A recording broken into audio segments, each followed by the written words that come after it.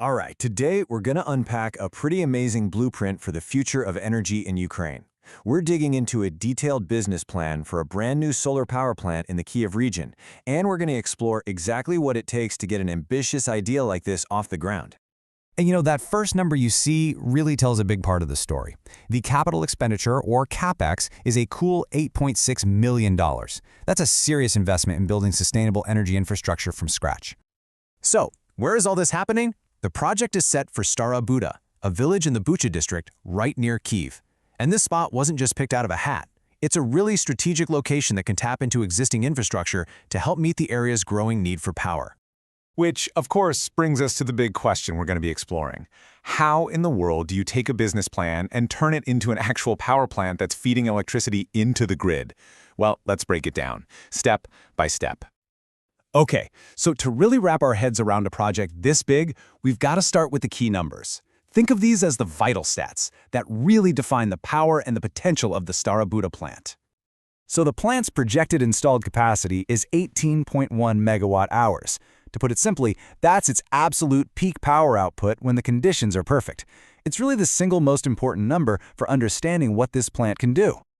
And there's that $8.6 million figure again. This is the total estimated cost for all the construction, all the equipment, everything, before tax. It's the huge foundational investment needed to make this whole thing happen. Now, for any investor, the big question is always, when do I get my money back? The projection here is a 5.5-year payback period. But the business plan points out something really interesting. If they can trim construction costs by just 15 to 20%, that payback period could shrink to only 5 years. So we've got the big picture numbers, but what's actually behind them? Let's take a look under the hood at the anatomy of this solar farm, all the physical and financial pieces you need to bring it to life. This cost breakdown is super revealing. It shows that building a solar farm is about way more than just the panels. The equipment itself eats up a massive 61% of the budget. Then you've got construction and other services taking another 31%, with the land making up the last 8%. And here's where that huge equipment budget goes. The heart and soul of the plant is over 30,000 photovoltaic modules. That's the fancy term for solar panels. Then you need thousands of fasteners to hold them all down, 118 inverters to turn sunlight into usable electricity, and a massive transformer to get all that power ready for the grid. And of course, all that gear needs a home. The project has a 20-hectare plot all picked out. But the key thing here is that it's not just some empty field. It's already got roads, electricity, gas, and water. Having that infrastructure in place is a massive head start that saves a ton of time and money. Okay, so you have the money, you have the materials. How long does it actually take to put it all together? Let's look at the project timeline, which is mapped out as a 291-day journey from the very first step to flicking the switch. The whole thing is broken down into 5 clear phases. You've got pre-design, then the technical paperwork, getting the equipment delivered, and then the main event, 140 days of construction. It all wraps up with just 10 days of testing. When you add it all up, it's pretty remarkable. You can go from a plan to a full-blown power plant in well under a year. We've covered the what and the how, but that all leads to the most important question of all, why? So let's explore the dual impact of this project. The financial payoff for the investors, and, just as important, the environmental payoff for the planet. The financing here relies on a pretty clever hybrid model. It's a partnership combining private investment with a traditional bank loan. Basically, they use the initial investor funds as leverage to go out and secure a much larger loan from a bank. And this isn't just theory. Initial talks are already happening with Ocean Bank to get favorable financing. So what does this journey look like for an investor? Well, it's a pretty clean 4-step process. First, an initial investment of $100,000 gets all the prep work done. That groundwork then helps secure the major bank loan. And here's the best part. The investor's initial funds are paid back from that loan.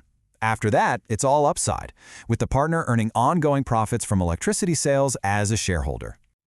And this chart shows you exactly where those profits are coming from. It's a great visual of how energy and revenue flows throughout the year. As you'd expect, in the Northern Hemisphere, generation goes way up in the summer and dips in the winter. But the key is that it's delivering a consistent, year-round stream of power. But the return on this investment isn't just measured in dollars. It's also measured in tons. By By generating clean electricity, the Stara Buda plant is projected to cut out over 8,000 tons of CO2 emissions every single year. That's a direct, measurable blow in the fight against climate change. And the positive impact doesn't stop with CO2. The plant will also generate these tradable guarantees of electricity origin. You can think of them like a certificate proving your power came from a green source, and that creates a whole new way to make money. On top of that, it'll cut over 77,000 kilograms of other nasty pollutants every year, all while providing a stable income for at least 25 years. And that 25-year lifespan is a really key feature. So let's look at the long-term performance. Solar panels do degrade a tiny bit over time, but it happens at a very predictable rate.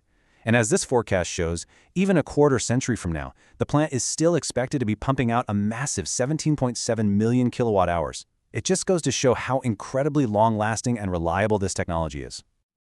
Ultimately, the Stara Buda project is so much more than just blueprints and spreadsheets.